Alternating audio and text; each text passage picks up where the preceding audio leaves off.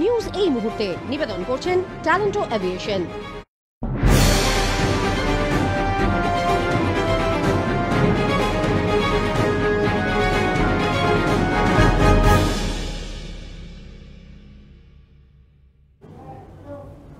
নমস্কার, আরোহী নিউজে আপনাদের স্বাগত। সঙ্গে রয়েছে আমি রুমকি। আর শুরুতেই যে খবরের দিকে নজর রাখবো, তৃণমূলের ধর্ণা মঞ্চে মুখ্যমন্ত্রী মমতা বন্দ্যোপাধ্যায়ের দেওয়া ছবির যুক্ত ব্যানার ছিঁড়ে দেওয়ার অভিযোগ। এই ঘটনাকে কেন্দ্র করে ব্যাপক উত্তেজনা সৃষ্টি হয়েছে দুর্গাপুরের গ্রাফাইট এলাকায়।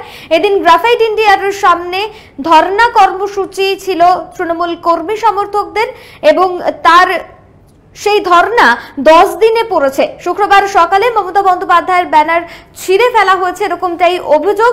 কাউন্সিলরের অফিসের সামনে আঁকা দলীয় প্রতীকেও কাদা লাগিয়ে দেওয়া হয়েছে বলে অভিযোগ। কে বা কারা এই ঘটনা ঘটিয়েছে তা নিয়ে তৈরি হয়েছে ধোঁয়াশা। আজ রাত্রে সকালে আসি, যখন আমরা সকালে এসার পর দেখি আমাদের দলনেত্রী সুপ্রিম মমতা বন্দ্যোপাধ্যায়ের পোস্টার ছিল, আর তার সাথে মলয় ঘটক, সমমন্ত্রী মলয়দা এবং কোঅর্ডিনেটর বিশ্বনাথ পাড়িয়াল, আইনটিটিউসি প্রেসিডেন্ট বিশ্বনাথের একটা ছবি ছিল। সেই ছবিগুলো সমস্ত ছিঁড়ে ফেলা হয়েছে। কারা ছিঁড়েছে, কীভাবে ছিঁড়েছে সেটা এখন আমাদের কাছে জানা যায়নি। সেভাবে তো আমরা কিছু বলতে পারছি না। রাত্র অন্ধকারে আমাদের কিছু পার্টির বিষয়ে আমাদেরও কিছু ফুল টুলগুলো যেগুলো তৃণমূলের সিম্বল থাকে সেগুলো অনেক গোবর ফুটিয়ে দিয়েছে। ফের পঞ্চায়েত সমিতির সভাপতির পদে বসলেন দিবাকর জানা। দীর্ঘ 7 মাস পর শহীদ মাতঙ্গিনী পঞ্চায়েত সমিতির সভাপতি পদে বসলেন তিনি এবং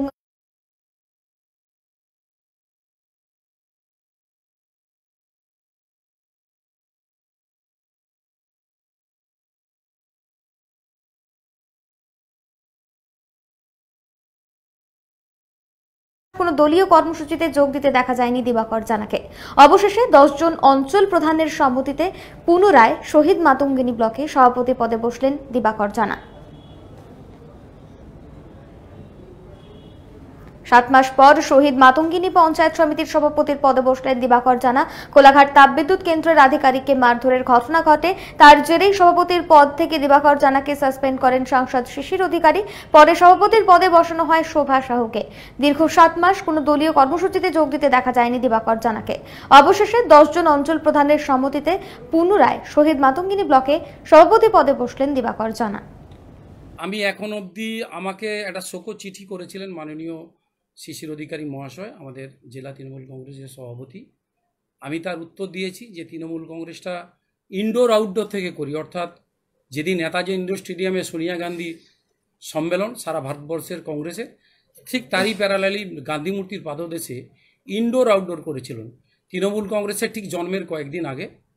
সেদিন এই দিবাকর জানা একটা বাস বুক করে 15 টাকা করে চাঁদা তুলে এলাকার কিছু মানুষ, কানাই মাইতি আজ মারা গেছে, সীতারাম কুইলা মারা গেছে, তারা মেজর পার্সেন্ট বাস করে দিয়েছিল সেদিন ওই মিটিংয়ে যাওয়ার জন্য, টাকা পয়সা তুলে দিয়েছিল।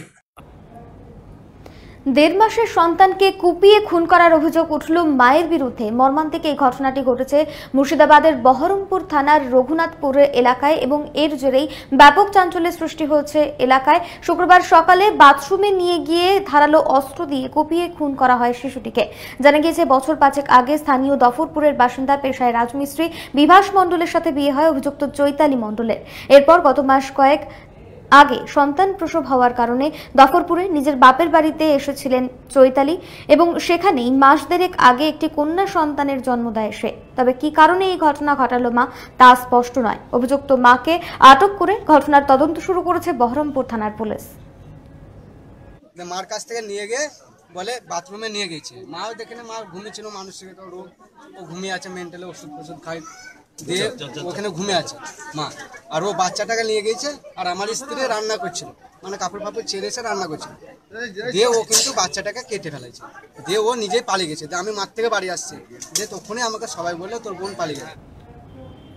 পৌরসভার চেয়ারম্যানের বিরুদ্ধে দুর্নীতির অভিযোগ এবং সেই অভিযোগকে কেন্দ্র করে বিক্ষোভ দেখালেন কর্মীরা।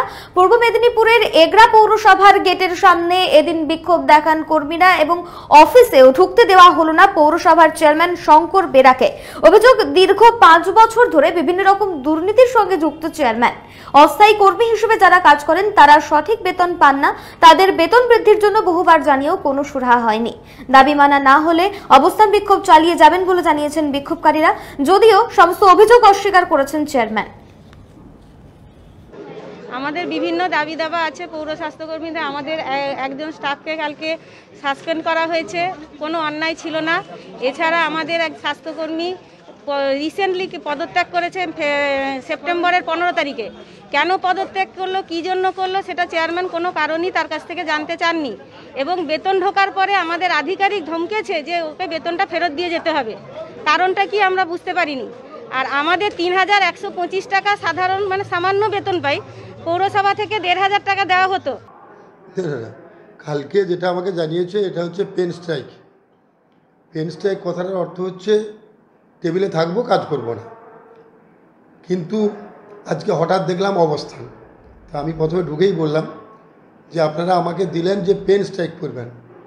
পেন স্ট্রাইকের অর্থ হচ্ছে সামনে বসে কখনো অবস্থান না। প্রথমে তো আমাকে ঢুকতেই দেবে না, তারপরে বললো না আমাদের ভুল হয়েছে স্যার, আপনি ঢুকুন। এই হচ্ছে অবস্থা। আর্থিক অনটনের জেরে আত্মহত্যার পথ বেছে নিল দম্পতি। পশ্চিম মেদিনীপুরের খড়গপুর টাউন থানা এলাকার এই ঘটনা। শুক্রবার সকালে মাঠ থেকে উদ্ধার হয়েছে ওই দম্পতির মৃতদেহ। পুলিশকে খবর দিলে পুলিশ মৃতদেহ উদ্ধার করে খড়গপুর মহকুমা হাসপাতালে ময়নাতদন্তের জন্য পাঠায়। প্রাথমিকভাবে পুলিশের অনুমান বিষ খেয়ে আত্মঘাতী হয়েছেন ওই দম্পতি। हम तो नाइट ड्यूटी करके आता है तो देखा इधर पब्लिक एकदम इधर ऐसे भीड़ बढ़ा है। रोड में जाके आता हूँ, इधर भीड़ बढ़ा है, क्या वो करके हम साइकिल करा के देखा डेड बॉडी गिरा है, पर सोचा मर गया। পরিত্যক্ত ড্রাম থেকে সাপ উদ্ধারের ঘটনায় চাঞ্চল্য ছড়িয়ে পড়েছে দক্ষিণ 24 পরগনার পাথর প্রতিমায়। স্থানীয় বাসিন্দা প্রভাকর মণ্ডলের বাড়ির পরিত্যক্ত ড্রাম থেকেই উদ্ধার হয়েছে এই সাপগুলি। জানা গিয়েছে 25টি কেউটে সাপের বাচ্চা এবং 2টি বড় কেউটে সাপ উদ্ধার হয়েছে। বন দফতরে খবর দেওয়া হলে বন দফতরের কর্মীরা সাপগুলিকে উদ্ধার করে নিয়ে যায়। বন দফতর সূত্রে খবর, লোকালয়ের বাইরে জঙ্গলে ছেড়ে দেওয়া হচ্ছে সাপগুলিকে। সাপগুলো আমাদের এখানে ছিল কলসিতে, তো দেখার পরে আমরা বন দপ্তরে খবর দিই। তো বন দপ্তরের লোক এসছে, আমরা ওনাদের হাতে এগুলো তুলে দিচ্ছি।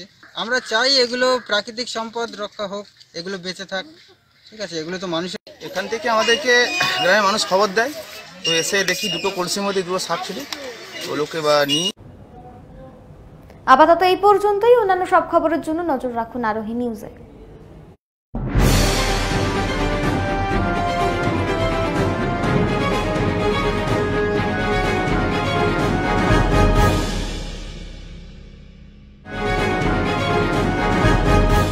নিউজ এই মুহূর্তে নিবেদন করলেন ট্যালেন্টো এভিয়েশন।